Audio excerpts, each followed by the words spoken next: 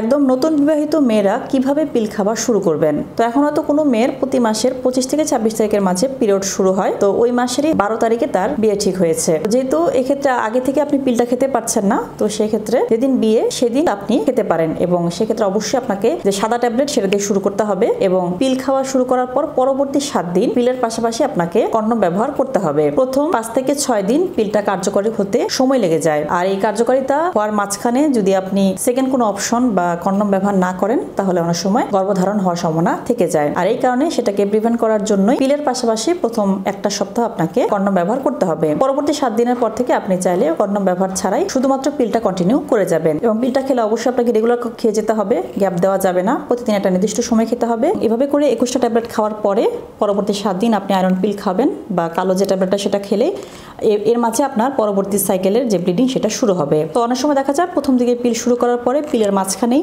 হঠাৎ করে ব্লিডিং শুরু হতে পারে, অথবা প্রথম 2-3 মাস হয়তো একটু ইরেগুলার হতে পারে। তো এটা স্বাভাবিক। পরবর্তীতে যখন আপনার পিলের যে হরমোনগুলো সেগুলো অ্যাডজাস্ট হয়ে যাবে তখন আর সমস্যা হবে না, এবং সেক্ষেত্রে প্রতি মাসে আপনার পিরিয়ডটা রেগুলার হবে।